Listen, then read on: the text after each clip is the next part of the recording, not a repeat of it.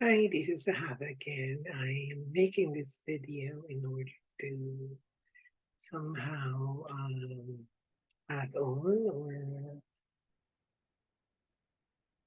make what I've written more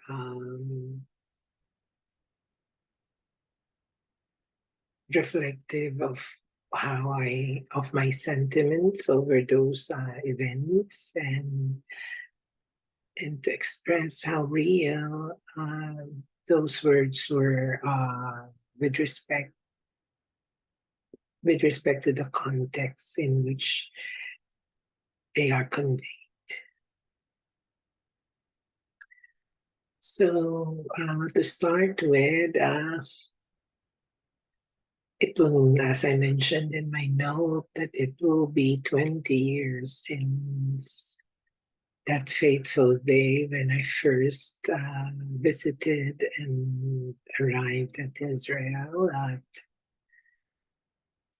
around February 2004. Although the event took place, I hardly talk about it in so many ways, though I've written so many things, but I haven't talked about it in detail except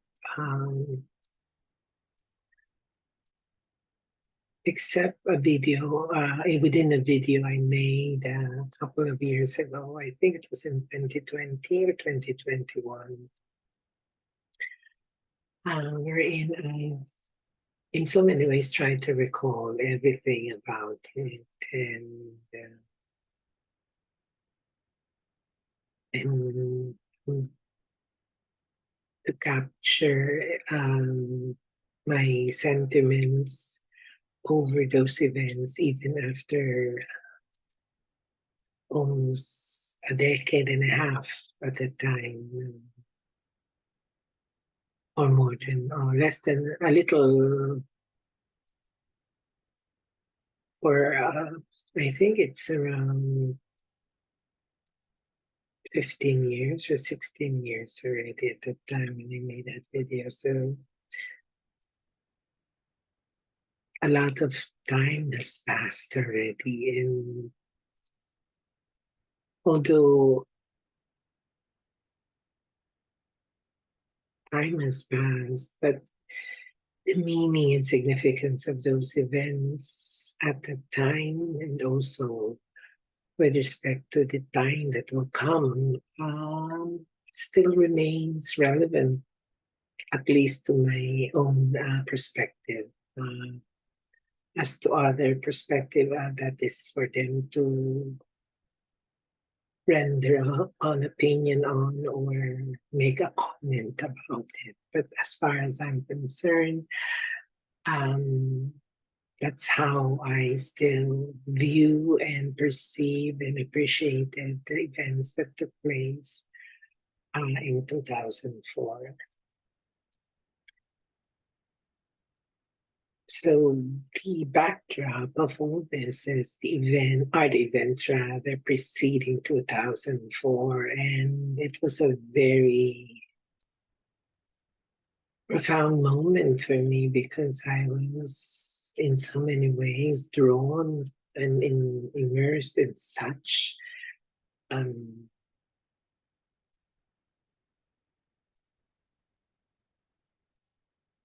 in such a profound way with things related to the church and events that will come to pass, and also with respect to then Pope John Paul II. It was very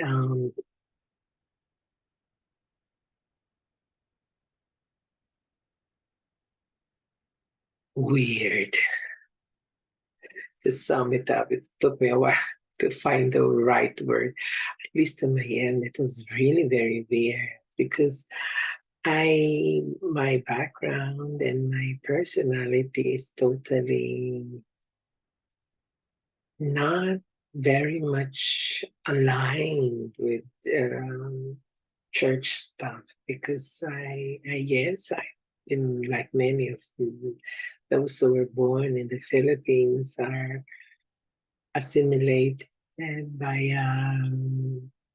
family relations into the faith that their ascendants have adopted and professed and I as someone born in such a country also was in so many ways in the same situation and yeah, I go to church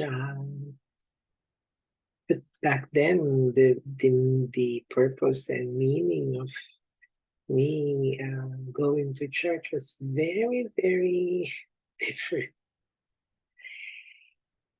And yet there were events in 2002, 3, which contributed to the events that took place in 2004. For one reason or another, there was this immense energy of some sort or force within me that was drawing me to things related to God in so many ways. And at first, I was very much reluctant in so many ways and trying to understand what's happening, and my thoughts are I just went there to the States. So I mentioned this already in my previous video, so that I would be able to fulfill my personal aspirations of being a woman. And here I was being confronted with all these things that were happening at the same time. And it was so weird. It started after my confirmation and that's why it took me a while, as I mentioned, reconciling 2002 and um, 10 years after, how can I reconcile the two? And because of those events, and although I could not go into details in each of these events, but um, they are in a way very much associated with the church in so many ways, and dreams, mystical experiences which I haven't experienced in my existence prior to those moments. And being alone in the United States, meaning because I have my immediate family here. I was living only with my aunt there, my father's second cousin. And I moved out also, so I was just seeing them from time to time at that time, and it was so weird. And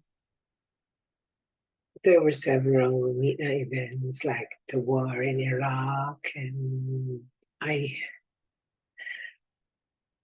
I just knew that something is, I don't know how I know it. I just have this conviction and knowledge of things that sometimes are very,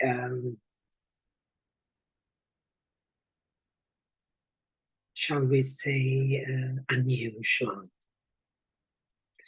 Because the reason why I say it's unusual because I am not into those things.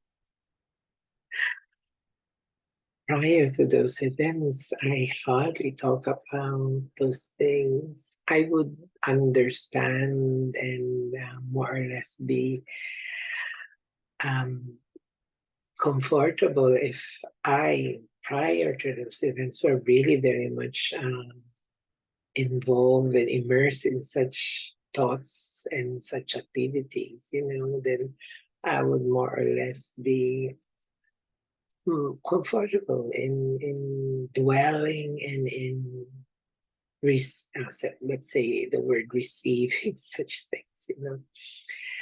So it was really an adjustment for me, and I was also addressing my own personal self at that time. And all of this was the backdrop of what took place. And then there were a series of events. And then to sum it all up, it's like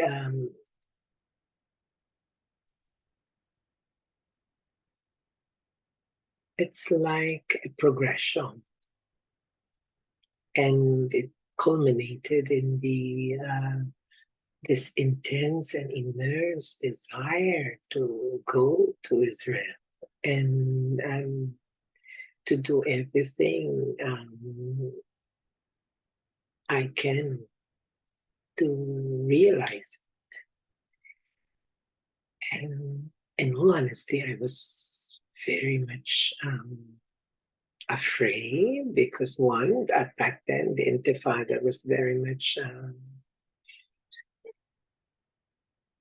alive, and it was very dangerous to go to Israel at that time. And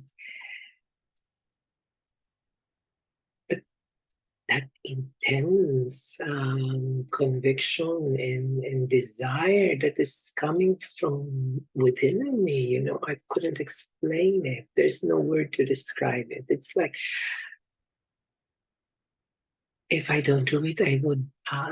It's like suffocating, if you won't do it because you'd be losing the ability to breathe. That is how I could best describe it.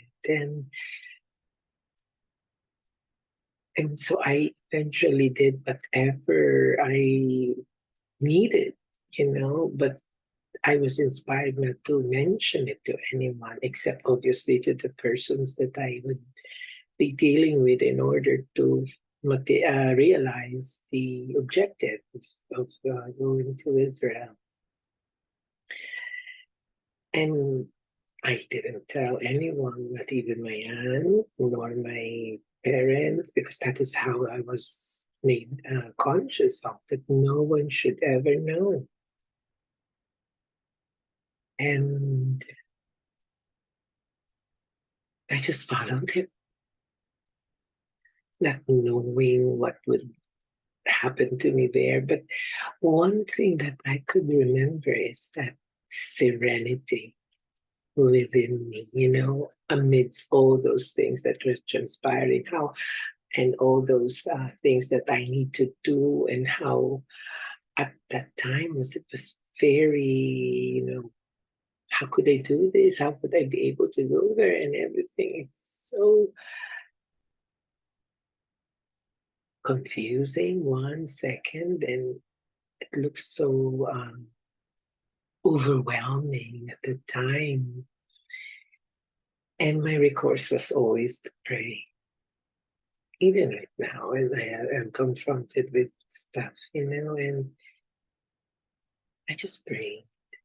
And there's this inner serenity that has characterized the moment I assented or accepted, or perhaps said yes in so many ways. Yes, I'm going to go to Israel. Everything just fall into place. And in all honesty, I do not know why I was going there. I just followed whatever was asked of me. And then time to go was there. The time to go to Israel came, and I couldn't tell anyone for some reason or another, but there's this conviction that I should be there, and that's how it all happened. And I was so afraid.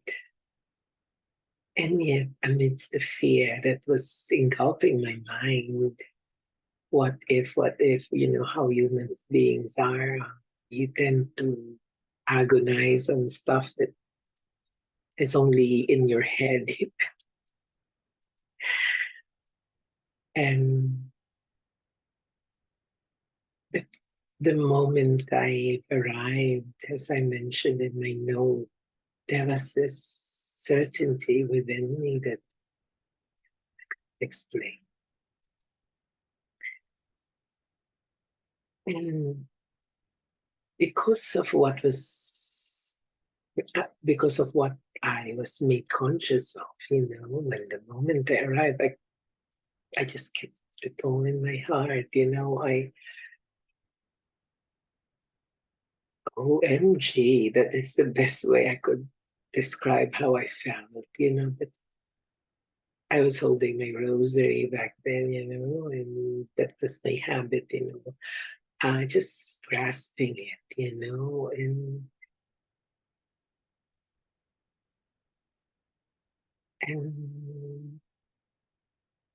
when I was made conscious about it,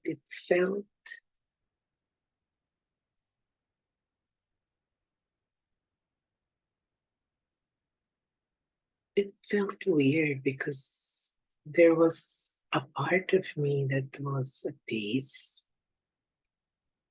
but there was a part of me that was very much concerned. And I just like put it somewhere, and try to brush it aside in so many ways. And I, if I remembered correctly, I didn't even dwell. I didn't. I just went by, and then because I was with the tour group, and then eventually we arrived, and I went to Tel Aviv, and I was subjected to this horrendous interrogation by the immigration of the Israeli government at the time, wherein everything that I understand because it was very, security concerns were very high at that time. And although I don't look like a terrorist, obviously, they cannot take any chance. And I understood that. And that's why, and plus because I was inspired to just say that I'm going there to pray and to find my vocation in so many ways, which that all of that was made known to me that would be what that would be my answer to everyone who would ask. And eventually, I passed the immigration, and then I joined the group. And what's so weird is like I have arrived home. I haven't felt so much at home. And it's like I've arrived in a place that I've longed to be. Although when I was planning all that, there was no desire of some sort, like what you hear about, certain individuals, like because they're going to pilgrimage of some sort. But me, I just obeyed in so many ways. that intense conviction that something in me belongs to this place is only took place the moment I arrived, as if I am home, as if something that was gone for so long has finally arrived, you know. And I could really feel this intense emotion within me. And I was a bit perturbed because although I was feeling it, I am in a way distinct from it. And it's like it was a very long journey that arriving there was the best and happiest moment. That's how it felt. Although I was asking myself, why am I feeling this? And I just allowed myself to feel it, not knowing why, and not understanding why. And then we went to Carmel, and the distinctive connection to the place manifested first through the wind. I don't know why, because Carmel is a mountain, and the day we visited it was very windy. So I've been to places that is windy, so I just don't give any attention to it. It's windy, it's okay. But because of that intense feeling, I've suddenly noticed that the wind has a very distinctive nature and characteristic. It's like it has its own mind. And the first time I arrived at Carmel, it's like it circled because we were on a bus. When I was in Tel Aviv, there's nothing. It's just that I was very much tired because of the travel. But the next day, I think, or yeah, the next morning, we were already after breakfast. We headed to Carmel, Mount Carmel, and that's the first. It was really very weird, because as if the wind knows me. I know it sounds weird, but take it from me, when I was experiencing it there, it's so weird. As if the wind was embracing me in so many ways, and it first circled around the moment I stepped out of the bus. And it was very strong. And because I was with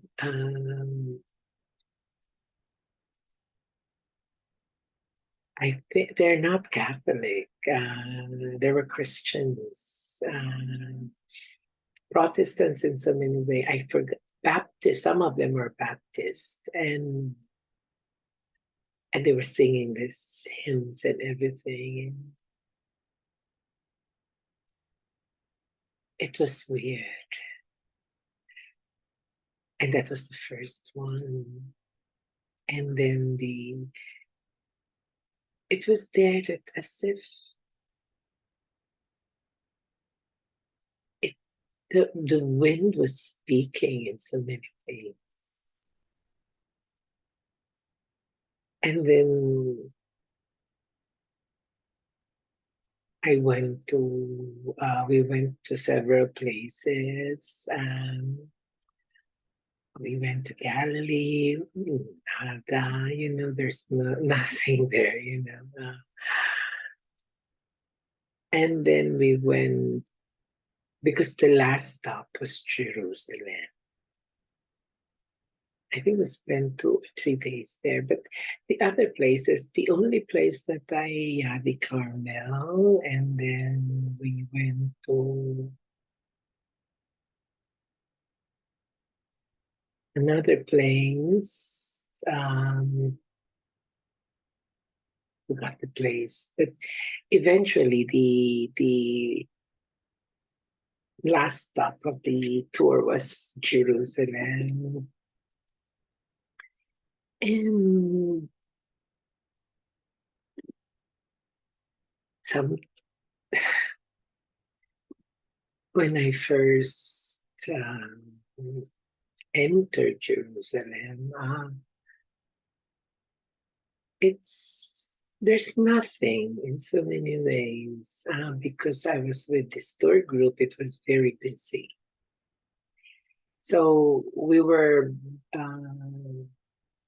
staying at Sheraton back then, which was near the old city. It just going up the Benihuda, I think, somewhere there, and going left.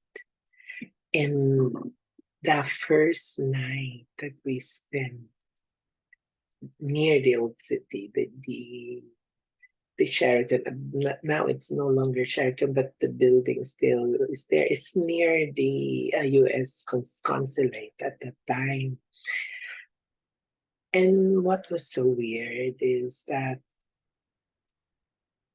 there was this urge in me, to visit the Holy Sepulchre, because back then we went just a few minutes, I think, because they were Christians, so the place was not a very um, it was not a priority for them. So for me, I was overwhelmed by the amount of people that were there and how the place looked like, plus that distinctive feeling, that I felt the moment I entered the Holy Sepulchre.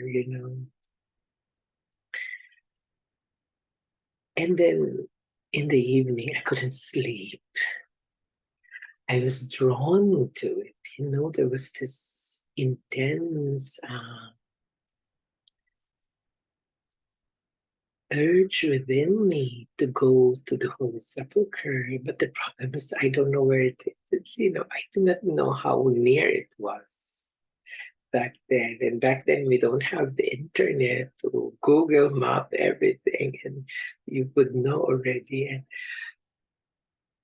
And so I was kind of, I felt anxious of trying to find where it is, because I might get lost. So it was early in the morning, I think around 3 a.m. or 4 p.m., somewhere there, when I couldn't stand what I was feeling. There was this urge in me. So I went down because I couldn't sleep. And then I went out of the hotel, and there was this park, and when you go out you could see the consulate at the um, right when you're facing the hotel. But if you're facing from the old city, it's on your left, the US consulate. And so I went down, and there was this park, a small park around the hotel.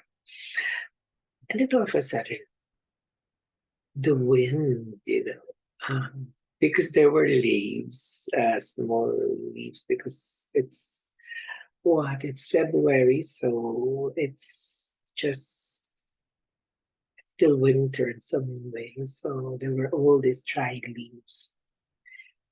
So I went to the back of the hotel, but there's nothing there. It's so dark and everything. There were lights little here, but towards the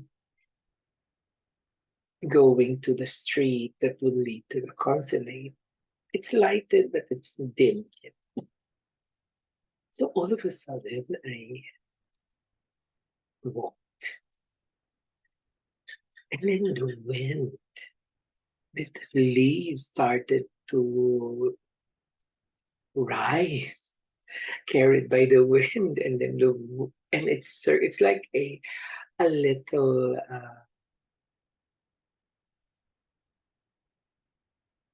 I forgot the term, whirlwind, you know. And I think I remembered Alice in Wonderland, because of that movie. And then all of a sudden the wind, the leaves rose, and it's pushing me in so many ways. And you could, because of the leaves, you could distinctively see the wind because of the leaves pushing me in so many ways towards that street, which I was afraid to walk because it was so dark and I barely knew the place, and I'm afraid to get lost. And I think we were leaving early in the morning because we were going somewhere. So I was afraid I might get lost. And back then there was no cell phone yet, and you don't have, in order for you to be able to call, you have to buy a card and everything. So all of this was in my mind, but yet the wind was pushing me. And then I decided to ignore it, and then I walked back towards the hotel. And then the wind, it was very strong. It was literally forcing me to go.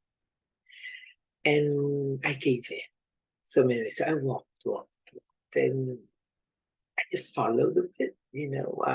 If I'm making a turn, it will actually block me in so many ways, and then it's like showing me towards the old city, and then eventually I end up near the King David's Hotel. And then I don't know if that is the King David's Hotel, but I would know it now because I'll be volunteering in the St. Vincent de Paul, which is actually beside. And back then I didn't know that. So I was just walking. And then all of a sudden I saw already the city, and I was kind of amazed.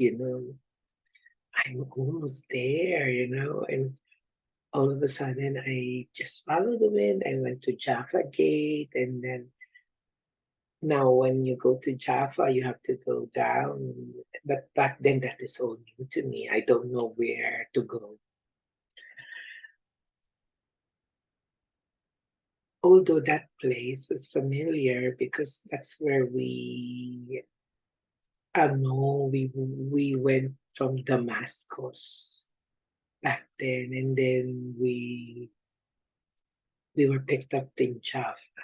So I know the Jaffa surrounding was familiar, but I I'm not I do not know how to go about the place because we were in the Holy Sepulchre that day, the day before. So when I was there, the stores were closed, so it was so empty in the morning, and then the wind just showed me. And what is so funny is when I'm making a wrong turn, it would really show me to the Holy Sepulchre. It wanted me to go there.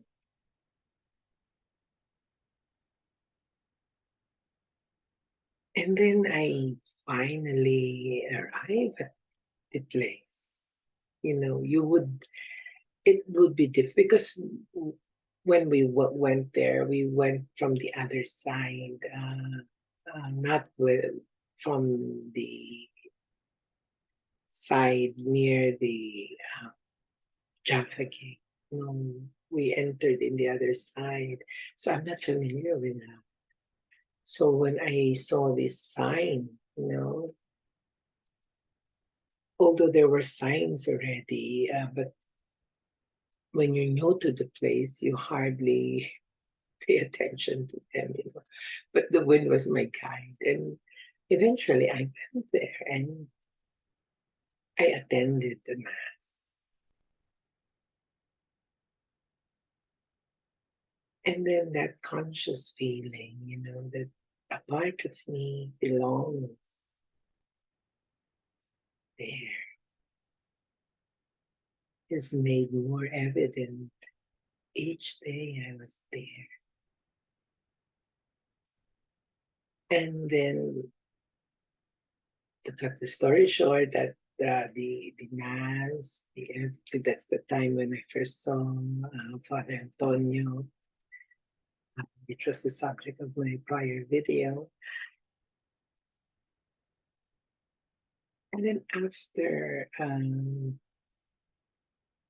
that day, nothing much happened,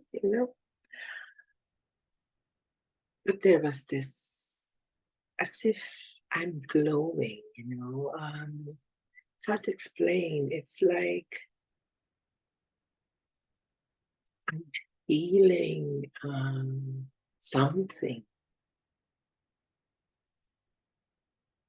It's like there was something in me that is either awakened or connected to all that. And back then I just kept it all in my heart because it was so weird. And then the day of the departure of the tour came, and then I was planning to. My plan was to stay because that was what I was made conscious of. That I should be there. Holy Week of 2000. And so I tried to search a place because I couldn't stay at the hotel. It's too expensive. And I tried. And then I found there was this place, the Benedictine monastery in Abu Ghosh. They're accepting. So I called them to the hotel. And then they said that they do accommodate, but they're full at the time. So they referred me to the Sisters of St. Joseph, which was the guardians or the one that was handling the church of the Our Lady of the Ark in Bugosh. And then that place is weird. From the moment I went there, I don't know. I think it was really meant. Now looking back, because I was supposed to stay in the Benedict. That was what I was, my mind is saying. But for one reason or another, it led me to that place, Our Lady of the Ark. And the place, in all honesty, is very simple, and there's nothing significant about the place, in all honesty. Be it a sight, but the moment I arrived there, the birds, the wind, it was like I was supposed to be there. And yet as I mentioned, it was only by accident that I was brought there. I had the Benedictines at the foot of the hill accommodated me, I would not be there. So I stayed there, and it got I was inspired, everything that happened was not predetermined, that I would go to this place and do these things. No, everything was spontaneous in so many ways. And sometimes there's this urge, there's this inspiration, and what's so weird is it feels so right.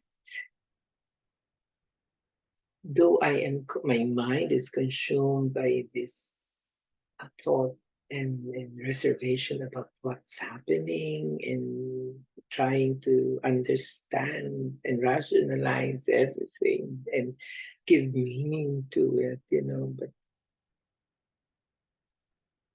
it just takes place, and then the night that I was there, I was inspired to go to the church, and the wind was very, very crazy at that time. It's like there's a whirlwind of some sort,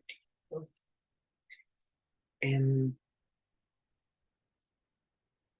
it was at the time that I was inspired to pray, and the prayer was very much defined by, although I'm inspired not to say the things that was said, but it was a prayer of commitment in so many ways, and it was just coming out of me. It was spontaneously. It's like there was this download of something, and then I was just praying, and then eventually after the event, the wind stopped. The strength of the wind, although the wind was still there, but it stopped. The distinctive movement of the wind stopped.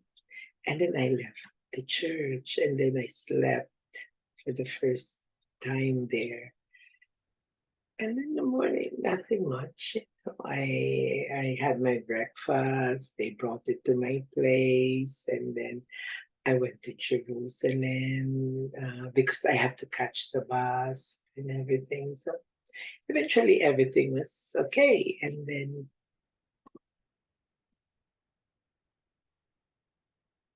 a part of me wanted to stay in Jerusalem, inside the old city. So I made arrangement. I visited because I met this two Filipina persons in the Holy Sepulchre, because when I was staying at Abu Ghosh, each day I was going to Jerusalem, and I met them there, and they were talking to me, obviously, and inquiring, and she was asking what's my purpose there. So I only said what I was inspired to say, and she helped me talk to the Benedictines of the German Benedictine at Mount Zion at that time, and I talked to Father Elias about things, and eventually I had this inspiration to reside in the old city. And she introduced me to, actually, I decided to go to Jerusalem, and that's the time I actually met uh, the Syrian Franciscan, and he was very skinny back then, he was the one who saw me with all this stuff that I was carrying because I just came from Gosh at that time, and he in suggested that I should visit Saint Xavier and talk to Father Angelo Ison at that time. And then I went there, and then he actually arranged me to stay. And he was asking if I have money to pay for the place. And I said, yeah. And then brought me to Casanova. And that's the place I first met Sister Rebecca and the other Filipino sisters. And what's so weird is this sense of belongingness. It's so weird. It's although now, I somehow, but back then it was so weird. And Sister put me in this room at the very end, and it was a little bit dark, the pathway. She took me there, and then I obviously, after putting all my stuff, I immediately went to the Holy Sepulchre and stayed there, and then I heard about stuff about persons who visited the Jerusalem and Israel and have this syndrome of some sort. And I heard it from Father Fergus at the time. He was talking to certain people, and he also mentioned that, but that was in the latter part. They were saying about, because there was this person who was very much, you know, and he was so engrossed in it. And I myself was trying to see if I'm also suffering from it, because the symptoms like a very this immense attachment and everything. So that was going on in my mind, and I was saying, "Oh my gosh, am I suffering from such a syndrome and everything?" And because it's not the first, I was not the first who would uh, want to stay and live in Israel and Jerusalem for purposes other than working. So I was a little bit taken back, and I started reflecting. But all these reservations was answered, and with certainty in so many ways. And the first night I already wrote about this. The first night was really the night of all nights. I was so tired because of carrying all the stuff, and then after arriving, going immediately to the Holy Sepulchre. And if you've been in the Israel, the Casanova and the Holy Sepulchre, it's a little bit elevated. And therefore, when you're going to Casanova, you have to really hike. But there are stairs. So it's really tiring, and so I eventually slept. And that is the start of the dream, which is so profound in so many ways. And it actually, in so many ways, gave me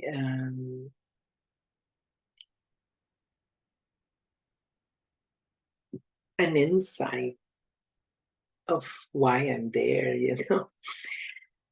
And it was like an ordinary dream. I found myself conversing with someone, and he brought me to this place wherein the door is small and you have to, stoop down and to be able to enter the place. And then once we've entered, there was this guy who was wearing some ancient clothing. Now I know it's the clothing that was worn by people in that area before. And he was happy to see me, as if I've been there, and then after going to that place, this person showed me the place, and then there was this service. All of a sudden, clerics, someone who was wearing vestments that is very, similar to the cleric, and they were incensing in that drain, and then all of a sudden, because there was this altar which has two doors at the side where the clerics came out from rather, and they were carrying incense. And then all of a sudden the altar illuminated while the incense was being done. And then all of a sudden I found myself, because the altar, there is this platform, I found myself on the platform. And then all of a sudden, for one reason or another, I found myself stooping, prostrating, but sitting, like, and then the entire altar was gold, and then it illuminated. And then in the center of that altar, there's this stair-like thing, where at the center, I only discovered that type of place exists in 2008, and that is the Church of St. James. The exact place, everything, which is managed by the Armenians. And what was so weird about it is that the altar became a stair,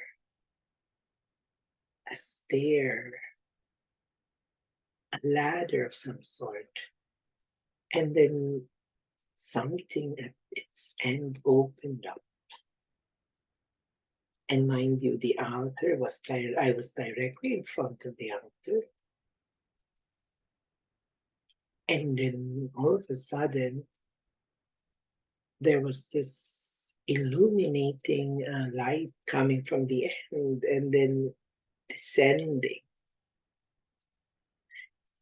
And then as they go closer to me, because I was stooping down, I was looking from time to time, and as it was, they were descending towards me.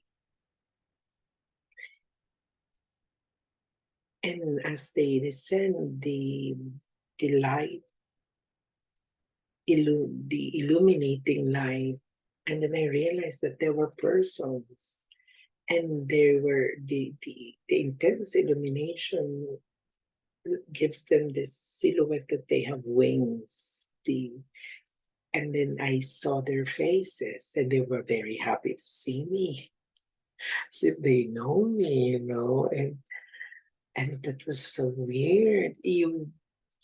Their face is so elated to see me. And then they did something, as they passed fine, and that went on, and then all of a sudden there was this two the smoke of the incense formed these two persons beside me, one on my left, one on my right, and they were uh, in prayer of some sort. And I was just overwhelmed by everything in my dream, and I could really feel the intensity of everything. And I was saying, I am not worthy, and I am not worthy. And I woke up at the time, and I didn't know at the time that that was the Church of St. James. I only was able to visit it and realize that that was the place where it matches everything, because I haven't seen any information or seen pictures or information about the St. James Church prior to my visit that would more or less influence me in saying that. But the accuracy of the place, that's why when I visited the place, it looks so eerie familiar to me, because as if I've been there, the apps and everything. And that's why there was this desire in me, to visit it, and it happened in 2008 when I went back there. And lo and behold, it is really, it really matches.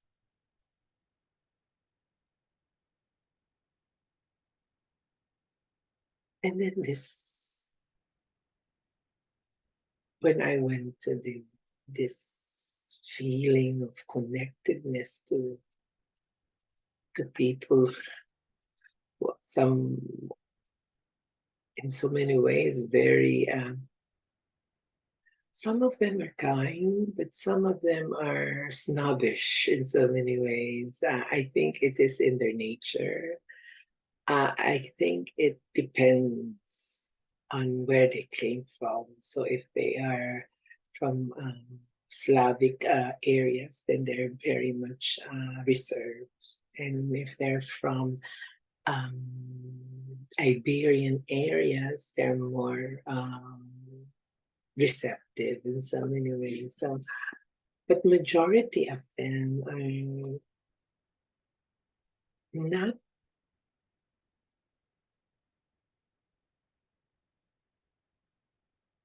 receptive in so many ways, because that's how they were raised, perhaps. And me as an with Asian color, and would more or less be, they're very much, they're not, they're just indifferent in so many ways. And my first visit to the Wailing Wall was a very, very profound moment also.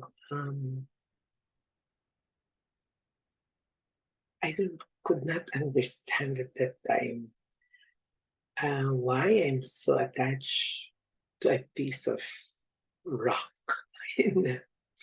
as if there was just tears in my eyes when I was touching the rock, as if a part of me was so grateful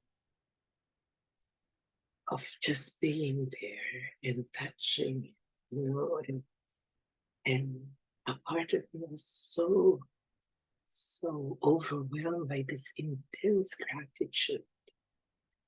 It's as if that I long to be in that place. But in all honesty, there was no such desire in me at that time. And prior to my visit, like, you hear a lot of these persons who are very religious and they want to visit, and, because of their certain beliefs. And me, everything took place at that time.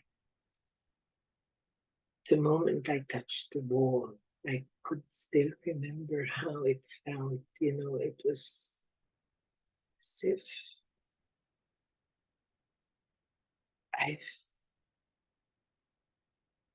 been there. As if I know that place, as if I am a part of that place. And that's why I felt so connected. And when I went up the Temple Mount, was an event on its own also. Although I was reading all these things about the place and about the Ark of the Covenant, where it is and everything, but what was unique about my visit there is that I didn't know that you're not allowed to pray there. When I entered the place, the soldiers just step aside, because they normally try to, um, check your frisk you there. And but they did not. And then they just stepped aside and I entered. And that was one of the most profound moments in my existence, entering the Temple Mount. The wind was there, but it's not that distinct.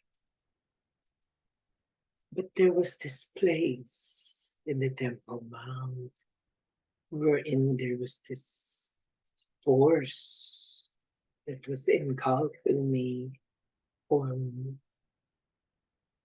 connecting within me, and it was there that I prayed.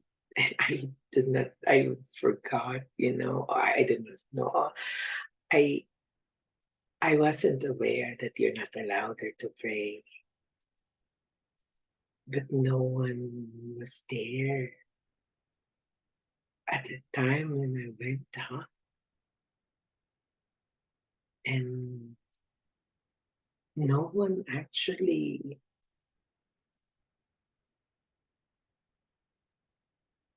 came to counsel me or say to me that you're not allowed. Everyone was just, and there was this part of me that was so connected to that place. From the area, because the dome of the rock, that area, it's towards the end. I already marked this in one of my writings. It's very intense in that area, very strong. I don't know, but it was very strong on my first visit. But after my second visit, after I visited, it's not there anymore. I don't know what happened. It's not there. And that was one of the most powerful moments when I was there. And I often ask myself, um, how is this possible? What does it mean? That is the my dilemma was, what is the meaning of all these things? Am I creating all these things? Or am I causing all these things? Am I consciously doing this? That was my question always in my mind.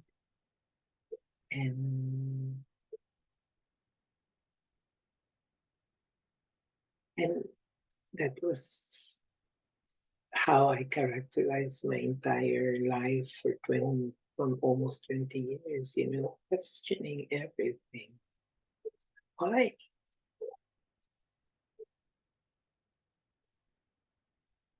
And then eventually, for that, you know, I stayed, and then the event with Father Antonio took place, and then Holy Week came.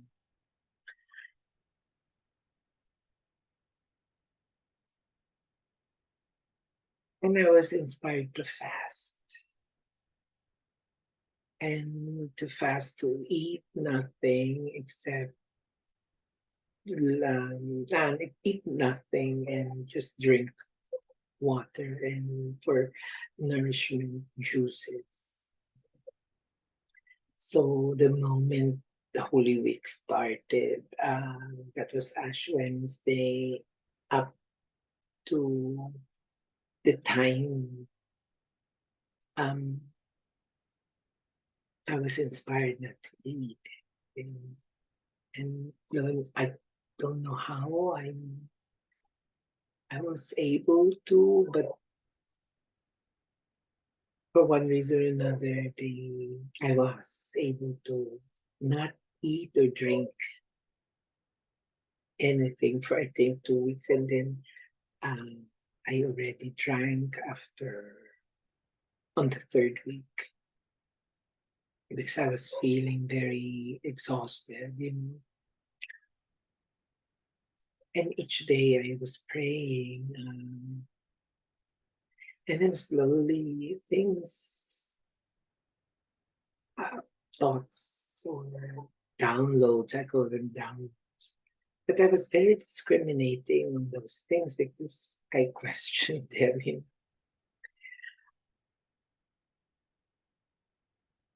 And then it came that day. It's just a typical day. The only thing that was very different about it is the wind again. I've been staying at the Holy Sepulchre several times, and meaning spending the night there in prayer and and praying. And I did that day, which was the eve of Palm Sunday of 2004. It's just a typical day for me. I had no plans nor anything in my mind or expecting anything. I just went there, do my routine, praying the rosary, the chaplet of the Divine Mercy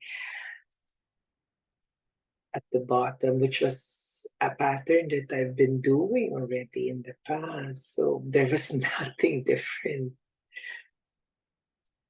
But from the moment I started to pray that night after the doors were closed, I instinctively felt different, as if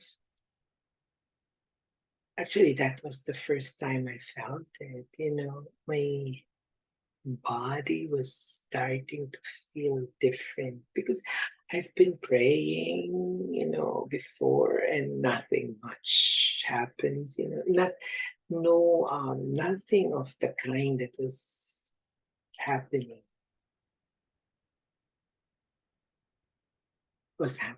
So I was praying at the bottom where Saint Helena found the remnants of the cross per tradition, and then my routine was going up Then I would be praying at the Calvary, and then eventually I will end up at the edicule. So there were a lot of persons inside the edicule, and I remember there was this French priest, and then a German, and then some religious also. And then I stayed out while waiting for them to step out of the edicule, and then I went in. And then it so happened that because of this priest who left, because I initially stayed at the outer space before you actually enter the room. It's like the Chapel of the Angels, they call it, if I'm not mistaken. So I was there. It's already part of the edicule, but it's outside of the tomb. And then this priest eventually stepped out, and then I took his place. I was sandwiched between a priest, I think he's a priest, who's residing at the Benedictines at Mount Zion. And then this French lady was wearing this green hooded vestment of some sort. And they were just praying there. And I did my routine because I've been doing it for almost more than a month already, because February, March, so April, so more than a month already. So there's nothing new with what I was doing. So I sat beside them, and then I prayed and prayed, and all of a sudden I was convulsing, and my flesh was convulsed. It's like some force is moving. And then I felt I was levitating. That's why I opened my eyes several times to see whether I was levitating. But the wind was really very strong at the time. It was so, so strong. And then I reached the peak of my prayer, and then eventually, the wind peaked also. And then this Greek Orthodox cleric was shouting because it's their time already, and out, out, out, they were saying like that. And I was very exhausted by the experience because I haven't been eating, and I've just been praying. And then all of a sudden, obviously, we went out, and then Nasokoro saw me, and she was asking, because perhaps I look so exhausted, and oh, what happened to you? In Tagalog, ano nangyari sa mo, and something like that. And I said, oh, nothing. I just said something, but in effect, it was brushing off her question, trying not to give any credence to how my state was at the time. And then eventually because there was this procession also with the Latins, and the wind was still very much alive at that time. And each time the psalm was being played or prayed, and then it happened the first moment it happened, and I was taken aback by it, because there were this lighting instrument on the altar, and it's very distinctive because it was fueled by gasoline of some sort, and that's why the light is very distinctive, the movement rather. So you would really see, and there was no air. It was all natural air that was fueling it,